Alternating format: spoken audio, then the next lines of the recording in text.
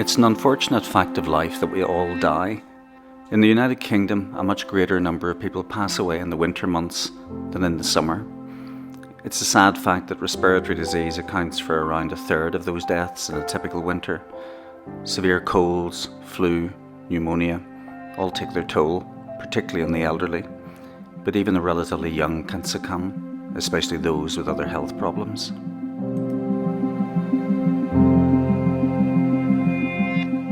That's the case every winter. The differences in death numbers are stark. Looking at the numbers for England from 2014 to 2021, the so-called summer baseline death rate for each 4-week period is less than 8,000 deaths per week. But during the winter, that number is typically much greater, and some winters take a disproportionate number.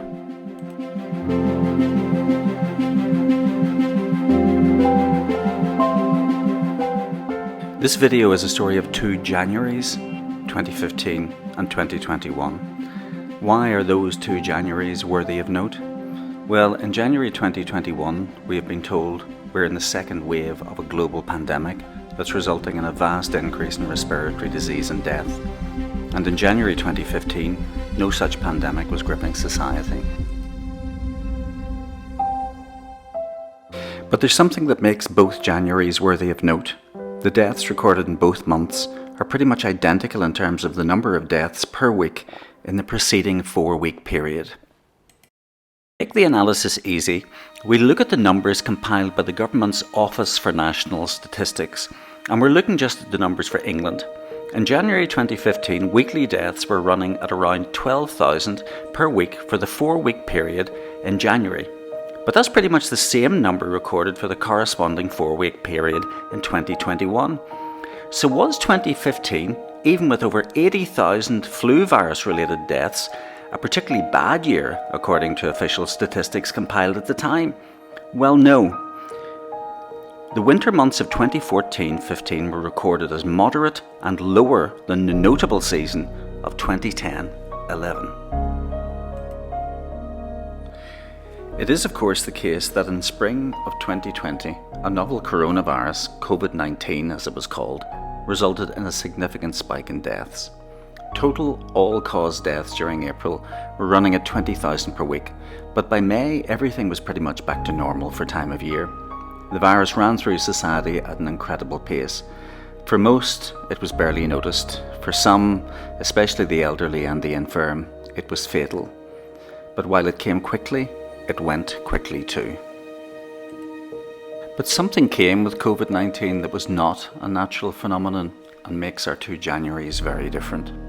And that something is PCR testing. January 2015, in fact in every year prior to 2020, there was no mandated test that required the use of expensive testing laboratories in order to diagnose flu or other respiratory diseases caused by coronaviruses. Critically ill patients arriving in hospital in January 2015 were diagnosed by clinical staff based on an observable set of facts, symptoms, as well as patient records. After all, if an elderly patient with a history of chronic respiratory disease arrives in hospital with flu symptoms, the diagnosis is pretty clear-cut and the treatment well understood. However, from March 2020, the PCR test was rapidly rolled out across European nations, but particularly the UK, and became known as a gold standard test for SARS-CoV-2, the RNA virus that apparently is the cause of COVID-19. But the problem with PCR is that it's something of a haystack creator in the search for the needle that should be very obvious, because people who are sick with chronic respiratory disease tend to be very ill and very infectious. The problem with the PCR test for COVID is that it tends to label people who aren't unwell and aren't infectious. But now an entire empire has been created around PCR testing. The British Medical Journal reported in September 2020 that the UK government planned to increase testing capacity for COVID to dizzying levels at vast cost to the taxpayer. The BMJ had sight of a Boston Consulting Group presentation that had been prepared for the UK government, and the proposed increasing testing capacity from 350,000 a day to 10 million a day. The cost of this would be around £100 billion and would have the capacity to test the entire UK population weekly. The companies delivering such capability would include AstraZeneca, Serco and G4S. John Deeks, Professor of Biostatistics at the University of Birmingham, was quoted in the BMJ report and highlighted his concerns about the plans. He said, even if you have a test which is 99% specific, so only 1% of uninfected people get a false positive result, if you then test 60 million people, we will be classifying a group the size of the population of Sheffield as wrongly having COVID, leading to substantial economic harm and massive need for further testing. The Secretary of State for Health, Matt Hancock, has become obsessional about the need for testing. Testing, tracking, isolating, and lockdowns based on testing data has become the central plank of government policy, and spending has escalated to levels never before seen in peacetime. And yet all of this frantic activity is happening against a background of no real increase in all-case fatality or significantly increased excess winter deaths. But you'd be forgiven for not getting this message.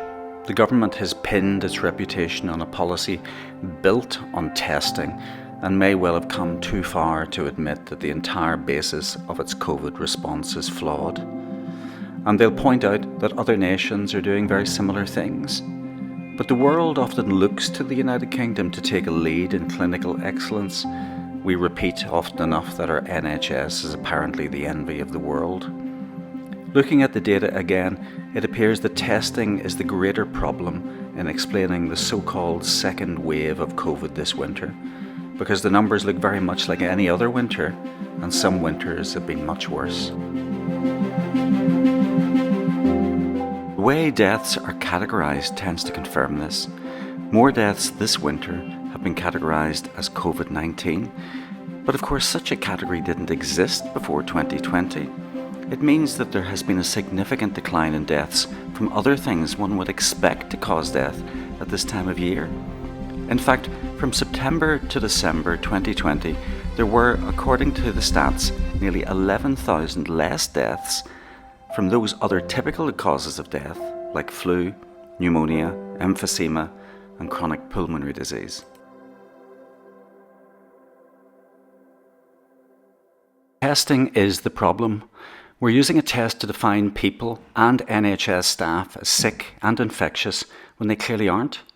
The winter of 20 and early 21 had a high death toll, just like the winter of 2014-15. But the cost to our society of lockdown is simply too great to justify.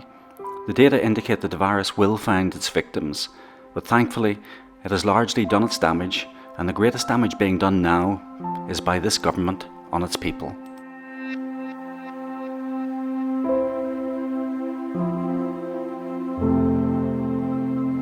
There's another problem. We all have the right, it's an inalienable right in a democratic society, to question the decisions being taken by the government in our name. When the government uses advertising designed to make people feel guilty about leaving their homes or seeing their families for fear of infecting others, a Rubicon has been crossed. Putting an entire population under house arrest and denying them the right to free thought or free expression or free association is simply not acceptable.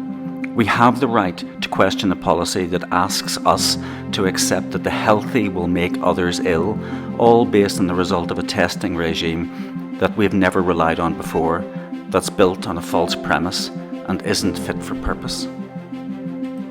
Certain facts are undeniable. Our small businesses are being destroyed. Our business risk takers are losing their livelihoods.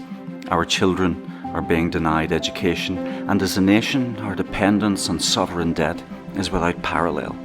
And our liberty, our freedom, our free speech is coming under attack by the people we elected to serve us. We deserve better. The lockdowns must end, and the loss of what we stand for as a people must be given back.